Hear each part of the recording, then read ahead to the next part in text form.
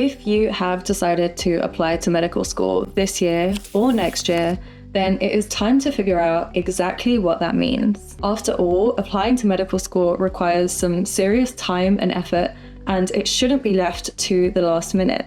So in this video, we are going to break down the medicine application timeline month by month so that you can start to prepare for the amount of work that it's going to take. And if you are applying this year, then you can use this timeline to make sure that you are keeping on top of your application. Let's get into it.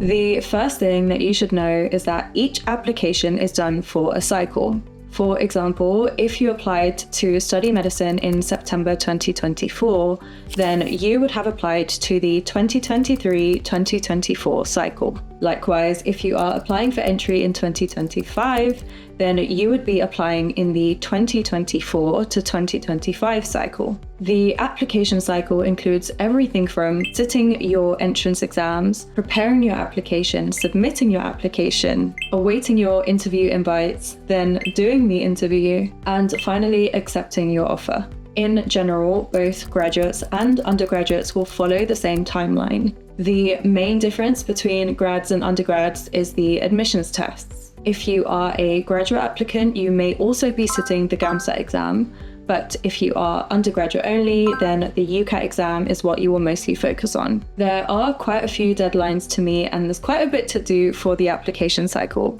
So let's take a look at this timeline with some advice on what to do and how you should be preparing at each stage. Starting off with the beginning of the year in January. Ideally, by January of the year that you are applying, you should have made a firm decision about applying to medical school. This will allow you to plan your year ahead more strategically and effectively. You should decide which admissions tests you'll need to sit, make a list of universities that you are interested in, and look into what they want from their applicants, such as any specific work experience or voluntary experience. It would also be beneficial to start looking for work or social care experience and start applying to it, as leaving it until later on in the year can make it really difficult to get. Also, if you are applying to graduate entry medicine, then bear in mind that the first GAMSAT exam usually happens in March. So if you choose to sit that exam, then you need to make sure that you register and start your preparations in January. In February, it's important to get a bit more serious about looking for work experience. Some examples of relevant work experience are shadowing at a GP practice, working at a care home, or shadowing a doctor at a hospital. Essentially, anything that gets you involved in the healthcare sector or working with vulnerable populations. You want to finish your application to these work experiences as soon as you can and get started so that you have enough time in the role so you can refer back to it in your personal statement and during your interviews.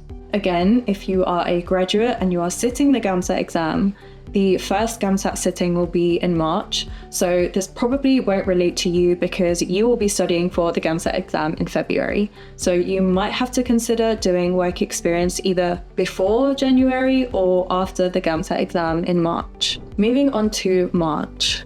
The entire month of March should really be focused on getting as much work experience as you can to strengthen your application. Remember to keep a daily log and to write down things that you are learning and that you are experiencing while you're on your placement. Things like what your role entails, your interactions with other healthcare professionals, and any experiences that you have with patients. For graduates, March will be when you can first sit the GAMSAT exam, so you'll want to make sure that you are fully prepared and as ready as possible for that test. Remember that the GAMSAT exam is usually offered twice per year, so if for whatever reason you miss the March sitting, then you don't need to worry because you can also sit the GAMSAT exam in September. This then leads to April. By April, you should have done some rough research on different medical schools and where you are interested in applying to. The UCAT exam is the main aptitude test used by universities, so it is likely that one of the universities that you've chosen will require the UCAT exam. If that is the case, then April is a great time to start looking into the UCAT exam, what the exam is, and how you can start preparing for it. The UCAT exam is quite challenging and does require some preparation before the exam date, which is usually July, August, or September. If you are a graduate and you have already set your GAMSAT exam in March, then you could also be using this time to prepare for the UCAT exam if you are sitting the UCAT exam as well. Otherwise, you can be spending this time strengthening your application and gaining as much experience as possible. By May, you should be trying to get as much relevant work experience as possible and trying to develop some of the skills and the traits that will make you stand out from other applicants. It is also the perfect time to touch base with the person who will be giving you a reference on your application. You will want to give them a heads up about this request, so you could send them an email asking them or letting them know that you'll need a reference for your medical school application. You should also be into your UCAT preparation at this point, identifying your weak points and areas of improvement with plenty of time before the exam date. In June, you will want to have made proper contact with the person who will be giving you a reference. You should have explained to them what you need from the reference and what the deadline is. Personal statements can also take quite a bit of time to write and polish, so June is a great time to start thinking about how you might want to structure it and what you might want to include in your statement, even if it is just some bullet points or something very rough to start with. This way, you will have something to refer to when you formally and properly start writing it. Bookings for the UCAT exam also open in June, so you will want to register as soon as registration opens so that you can secure a date that works for you for the exam. If you are sitting the UCAT exam this year, then make sure to check out this video so that you don't miss out on any important dates. The second GAMSAT sitting usually happens in the autumn, around September. So now is a great time to decide whether you're going to sit the GAMSAT so that you can start preparing for it with enough time. In July, I would recommend that you start the first draft of your personal statement, aiming to write down everything that you can. You don't need to focus too much on getting it perfect or even worry about the 4,000 character limit.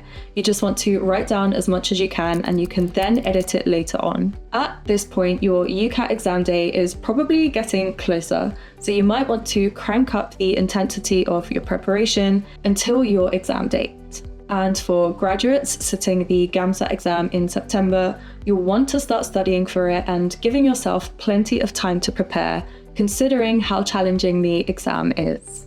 By August, you should have now written multiple drafts of your personal statement and should be closer to having the final draft, with only minor changes needed. Your referee should also have a copy of the reference letter that you need, or at least be prepared to write one as soon as possible. In your spare time, you should be completing your UCAS profile and entering all of the information that they require. You may need to get a hold of your school transcripts and your undergraduate university transcripts, as well as fill in your grades, your general demographics, personal information, and reference information. You will probably already have sat your UCAT exam by the end of August, and you will get your results on the day that you take the test. This will help you narrow down the universities that you can apply to because you'll know how well you've scored. You can base this decision on the university's UCAT entrance requirements, as well as the average UCAT scores from previous years.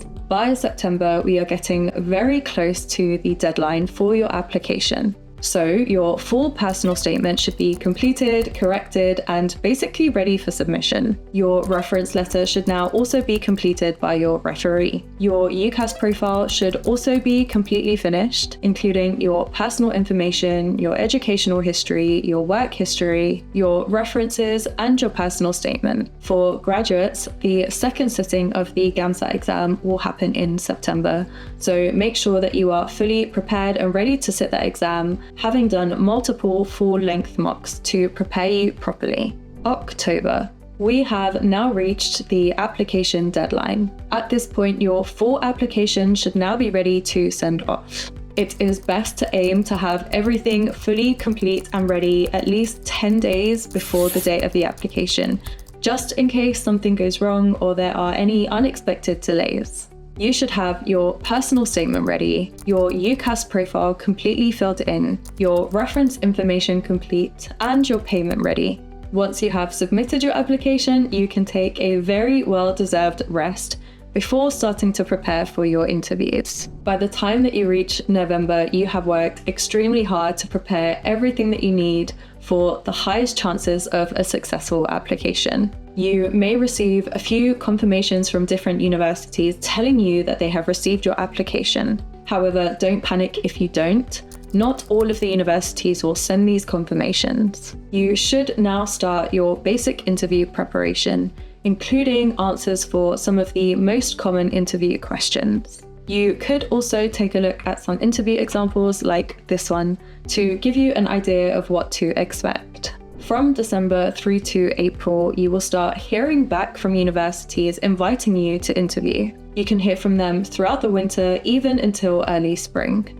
You may also hear back with very short notice for an interview invitation, so it's best that you start preparing as soon as you can and that you run frequent mock interviews so that you are fully ready when the invitation arrives. Many students join FutureDoc's coaching program feeling very anxious about the interviews. We don't just offer the most thorough interview training to transform students into their most confident selves, but we also ensure that they learn to genuinely enjoy the MMI and the panel interview process, which is the best way to go about interviewing.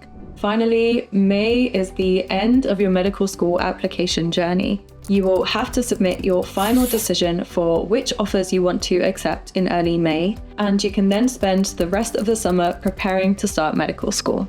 As you can see, applying to medical school is a long and challenging process that requires a lot of time and effort. With so many deadlines and requirements to keep track of, it can become really overwhelming. But if you put in the work, take all of the right steps, and persevere until the end, there's no reason why you can't make it happen. And if you would like some personalized support or some coaching and guidance throughout the application journey, then check out the FutureDoc website for more information on how we can help you. If you found this video useful, please don't forget to leave it a thumbs up and subscribe to the channel, and leave any questions or comments below. Thanks so much for watching, and I'll see you next time.